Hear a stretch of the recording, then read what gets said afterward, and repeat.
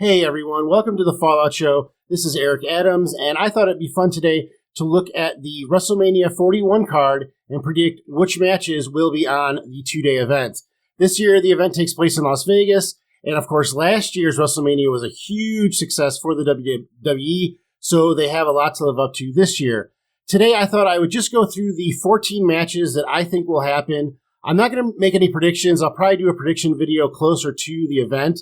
So let me know in the comments what you think of this card. Let me know in the comments below. The first night of WrestleMania 41 will be led off by Jey Uso versus Gunther for the Raw's Men's Championship. It seems like in the past, the two nights have been split up between Raw and SmackDown. I think that the first night is going to be more Raw-centric, and the second night will be more SmackDown-centric. So I think it makes a lot of sense to start out with the Men's World Championship. A lot of people at the beginning of this, when Jey Uso versus Gunther was announced, thought that this would be a cakewalk for Gunther. But every week, I start to believe in Jey Uso a little more. So I really think the odds are 50-50 right now on who is going to win. And like I said, closer to WrestleMania, I will do a prediction video. So if you want to get that, make sure you like and subscribe to this video so YouTube will let you know when my future videos come out. So the first match, I think, of WrestleMania will be Jey Uso versus Gunther for the Raw Men's World title. The second match on the first night of WrestleMania, I think, will be between Penta and Chad Gable. Penta is the new Raw free agent that is super popular, so of course they're going to want to showcase them as early as possible. And I think Chad Gable, even though that was Penta's first match, Chad Gable has gone on this renaissance, so to speak, where he has learned about the secrets of Lucha Libre. Last night on Raw, he came back with a Lucha mask on. I don't know if he's going to keep doing that. He probably will, at least for this match, which is awesome. Chad Gable is one of my favorite wrestlers. His mask, it kind of reminded me of Mr. America, if you remember that horrible Hulk Hogan gimmick from many years past. Yeah, the second match will be Penta versus Chad Gable, and it'll be a great match. These guys are great in-ring workers, so I really like how this WrestleMania starts if it goes with these two matches. Third match, I believe, will be our first women's match, and that should be between Roxanne Perez and Lyra Valkyria for the Raw Women's Intercontinental Championship. They just introduced the IC Championship on Raw this past year for the women, and Lyra Valkyria is the first champ. I think that Roxanne Perez is a great matchup for her. Yes, they fought a lot in NXT, but Roxanne Perez and Lyra Valkyria are pretty much the rookies of the year on the women's side in the WWE. So again, to showcase them in the biggest event of the year makes a lot of sense. And like I said, they have faced a few times in NXT, so it should be a good match. They are familiar with each other. Speaking of young superstars, I think the next match will be between Finn Balor and probably one of the biggest superstars on the young side in the WWE, Braun Breaker, for the Raw Intercontinental Championship on the men's side. Braun Breaker has looked awesome. To me, he's kind of like Goldberg, but with a personality. And he, of course, has the family lineage, too. I wouldn't be surprised if Scott Steiner somehow got involved. There's been some rumors that Scott Steiner is returning to WWE in some kind of mentor role with Braun Breaker. Scott Steiner also has a son that wrestles, and he just got signed to a contract, a independent contract with the WWE. So they might be starting to build a little dynasty there. Finn Balor, you may see it as a step down for him to be fighting for the IC title after being a world champ, but he's in that stage of his career where he's going to be bringing on, younger talent, and Braun Breaker is probably the most talented young guy that the WWE has right now. So I think that we will see Finn Balor versus Braun Breaker for the IC title, and it'll be a really good match. Next, I think we will see another non-title match, and we will see Naomi versus Jade Cargill. This will be the first SmackDown match of the night, and it makes a lot of sense because I think that Jade Cargill might get involved in a match on the second night. I kind of believe that what's going to happen in this match is that Jade Cargill is really going to beat Naomi bad, and Bianca Belair is going to come out and, try and just stop Jade Cargill from beating up Naomi, which Jade Cargill will take as a slight from Bianca Belair. And I think that will start a rivalry between them two, because I think that's the main event for this kind of rivalry. It's not Naomi versus Jade Cargill. It's Jade Cargill versus Bianca Belair, which will eventually happen. So I think that we're going to get the first inklings of that in this match. And again, I do believe that Jade Cargill might have an effect on a match on the second night that I'm going to talk about in a little bit. The next match that I see going down on the first night of WrestleMania, and this would be the second to last match of the night, will be AJ Styles versus Logan Paul. AJ Styles seems to be getting a little bit of a renaissance himself in regards to his popularity. He's had some injury problems the last couple of years, but since his last return, his pops have been really loud. Logan Paul's pops are, kind of the opposite. He's such a good villain, kind of blurs the line between reality and wrestling.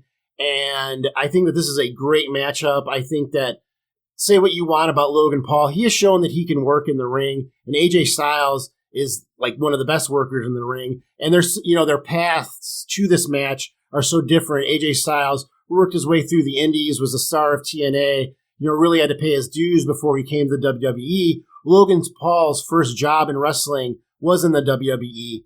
And obviously, Logan Paul has this whole social media thing behind him, and AJ Styles is more of an old school religious kind of guy.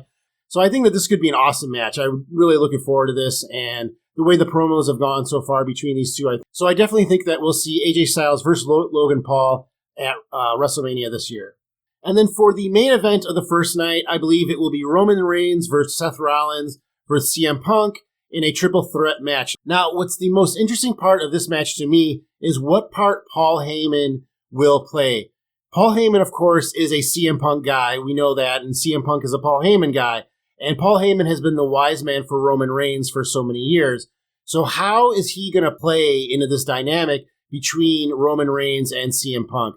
Seth Rollins has done damage to both Roman Reigns and CM Punk now, and he's gone 1-1 with CM Punk this year on matches. They faced at the first Raw on Netflix, and CM Punk won that, and then Seth Rollins just won a cage match between him and Punk last night on Raw. So they're 1-1. So, of course, they have to finish that off. So I think that this will be a really interesting match. There's a lot of plot lines going into it. And again, I think Paul Heyman will really be the catalyst for whatever happens in this match. And I'm sure a lot of people will tune in to see what happened. I know I will. And usually that's how they always, want to end these WrestleMania nights, on a match that can be super long. We might see people run in. I don't think this will be a bloodline rules or anything like that match, but I do think we could see some run-ins. Maybe we'll see, Solo Sikoa come in at some point and have some effect on this match. So I think that, this will be one of those long 20, 30-minute matches. And I think it'll come down to, what Paul Heyman does as to how this match turns out. So that was the first night of WrestleMania. Now let's talk about the second night. And I think that will start off with a triple threat match between Rhea Ripley, Bianca Belair, and Io Sky for the Raw Women's title. Of course, right now we know that Bianca Belair and Io Sky will face for the title. There's no way that Rhea Ripley is not going to be at WrestleMania. And with, her losing to Io Sky, it kind of just puts Io Sky in this match, because if Io Sky doesn't have the title, it doesn't make sense for her to be in this match. I think that everything kind of points this way, even though right now we don't know it to be true. I think that eventually we will get the confirmation that it is a triple threat match between these three. And I think it could be a great match. And this is the match that I was talking about that Jade Cargill could, take a part in, because Rhea Ripley and Jade Cargill have not had a face-off yet, as far as I can remember. And it would be awesome to see Jade Cargill somehow interfere in this match and, go after Bianca Belair. Rhea Ripley see this and them get a stare down. I mean, that will bring chills to everybody, in the arena and everybody watching. So I really think that that's what we're going to see, a triple threat match for the Raw Women's title, and somehow Jade Cargill is going to play into the end. Speaking of Io Sky and Damage Control, I think the next match on WrestleMania will be for the women's tag title, and that will be Asuka and Kairi Sane versus Liv Morgan and Raquel Rodriguez. Liv Morgan and Raquel Rodriguez are the champs now. Of all the divisions in the WWE, the women's tag division is the worst and the one that has no real direction. But I do like Liv Morgan and Raquel Rodriguez as the champs. And Asuka and Kairi Sane have been out for a long time. They both seem to be healthy. They're both posting on social media and stuff. So it really seems that they just need a storyline to return. And I would not be surprised if we see the Kabuki Warriors return at some point in the next couple of weeks, maybe to help Io Sky out, because we saw she was getting disrespected by Rhea Ripley and Bianca Belair. So maybe, they can come out and help her against those two. I don't really see another match for Liv Morgan and Raquel Rodriguez. I don't really see another tag team that they could fight that would bring anybody to want to watch them. I see the return of Asuka and Kairi Sane and them facing Liv Morgan and Raquel Rodriguez for the women's tag title. Next, I think, will be our first gimmick match of WrestleMania, and that will be Drew McIntyre versus Damian Priest in a street fight. Damian Priest and Drew McIntyre did face each other for, I would think, like 90 seconds on the second night of WrestleMania last year, when Damian Priest, of course, cashed in his Money in the Bank and knocked out Drew McIntyre. So this is really a match that's a year in the making, if you want to look at it like that, and now both fighters are on SmackDown. The reason that I think that this is going to be a street fight is that if you just saw Drew McIntyre versus Damian Priest as the match, I think 90% of people would just assume that Drew McIntyre would win that match. But, Damian Priest has his background as a quote-unquote street fighter, so making it a street fight kind of maybe makes it 50-50 or maybe 60-40 in Drew McIntyre's favor as far as what the odds will be for this match. I think it'll be a great match. I do think that Drew McIntyre is due for a bigger push. I think that 2025 we'll see him back in the title picture. I don't know if we're going to see that for Damian Priest, but I think that this will be a great match. These two have shown that they can put on a good match before, and seeing them in a street fight will add a new dynamic to it. This WrestleMania is also in Las Vegas, which is the home of the UFC, so maybe there'll be some UFC component to this too. But yeah, I think this will be a gimmick match because we've seen Drew McIntyre versus Damian Priest before, so they got to zhuzh it up a little bit. And I think that that's the way they're going to do it. The next match I think we're going to see at the second night of WrestleMania will be Shinsuke Nakamura versus LA Knight for the U.S. Championship. I was really disappointed with how they did Shinsuke Nakamura's run as the U.S. champ because I really like how they repackaged him, as this like creepy, like, I don't even know, like Mortal Kombat character kind of thing, I really like that and like how he's lurking in the background. I thought they were going to do something cool with him, and they really didn't. He really didn't have a lot of good matches, and then he just lost the title to LA Knight on the last episode of SmackDown in what I thought was a pretty good match. So I really hope that somehow they build this rivalry back up, and we get to see a rematch at WrestleMania because I think Shinsuke Nakamura really is good on a big stage. His entrance, his aura, it's really captivating. So I think that, having him in a match at WrestleMania makes a lot of sense. And LA Knight is pretty much the people's champ right now in the WWE. If it's not Jey Uso, it's LA Knight. He's going to be super popular in Las Vegas for sure. So that's definitely a match that I want to see, and I think we will see on the second night of WrestleMania. This next match might be a little controversial. Probably a lot of people agree with me on this. But I think that the next match on the second night will be a unifying tag team title match between the War Raiders from Raw, easy for me to say, and DIY. The reason I say this is because if you remember WrestleMania last year, they did that really cool ladder match where both titles, because the Finn Balor and Damian Priest were the champs then, and both titles were hung above the ring, and I think it was Awesome Truth. And who won the other ones? Was it A-Town Down Under or something? But anyway, I thought that was a cool idea. But then, we come back to real life. And really, if the women's tag, division isn't the worst, the men's tag division is. Because there really is only like 4 or 5 decent tag teams on both shows, like combined. I mean, they got rid of the Authors of Pain. They got rid of the OC. Legado del Fantasma, I think, is back to NXT. So there's like Pretty Deadly. There's the Creed Brothers. There's the Street Profits. And then there are the 2 champions, the War Raiders and DIY. And then it's a cloud of dust. So it really doesn't make sense to have a title for both shows when there's only like 3 teams fighting on that show. So I think they're going to unify the titles again. And I think...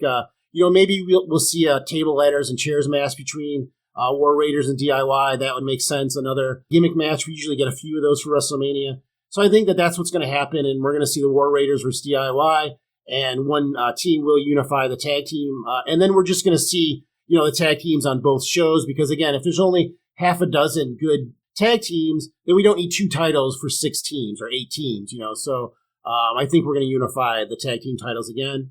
And then in the second to last match on the second night of WrestleMania, we're going to get Charlotte Flair versus Tiffany Stratton for the SmackDown Women's title. Charlotte Flair just is a main event kind of performer. Tiffany Stratton, I think, is on the way to being a main event performer. So I think that this is another kind of passing the torch kind of match. I think that this will be a great match. A lot of people don't like Charlotte Flair. I don't understand why. Tiffany Stratton, on the other hand, is a very popular wrestler. So I think putting these two in the second to last match makes a lot of sense. It's the SmackDown title, and the main event's going to be the men's SmackDown title. So having them back-to-back makes a lot of sense. And again, I think that both competitors are main event style performers, and it could be a passing the torch kind of match, or it could be the youngster isn't that good yet, and Charlotte Flair knocks her back down.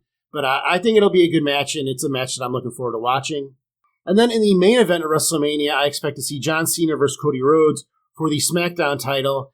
The Rock will somehow be involved in this. I don't know how. I mean, of course, he's going to stack the odds in John Cena's favor. I don't think it's going to be a 2-on-1 because there's no way that Cody Rhodes is going to be John Cena and The Rock. And I don't think we're going to see another match like we did last year where it's a tag team match that decides the rules for the main match, because that would just be repeating history from 1 year ago. So this could be like a steel cage, maybe a Hell in a Cell, something like that. But I do expect The Rock to somehow pull some kind of machinations behind the scenes to stack the cards against Cody Rhodes. I think that a lot of people think that Cody Rhodes is going to win this. I really believe there's a good chance Cody Rhodes loses, just because him winning the belt back maybe the only storyline that he has left. There aren't a lot of good fights for him left. I mean, I've made this comment before. They had to turn Kevin Owens bad just so Cody Rhodes had somebody to fight. I just think there's not a lot left for Cody Rhodes to do. I think this is really a 50-50 match. I could totally see John Cena, with the help of The Rock, beating Cody Rhodes, or, Cody Rhodes being the ultimate good guy and, defeating, everything against him and still coming out on top. So that's kind of how I see the WrestleMania card this year. Again, I put 14 matches up. There have been 15 matches before, so we could see another match. I didn't say there were going to be any matches with Chelsea Green. She could have some kind of gimmick match. Maybe they don't do a unifying tag team title match, and the War Raiders have their own match, and DIY has their own match. But outside of those kind of possibilities, I do think that these are going to be the 14 matches that we see. So let me know in the comments, what do you think of these predictions? Do you think that I got this right? Or do you think that there are any big-time matches that I forgot about? Let me know in the comments below. And again, don't forget to like and subscribe to this video so that YouTube will show you future videos of mine in the future. Thanks a lot for listening, guys. I'll see you next time on The Fallout Show. Take care.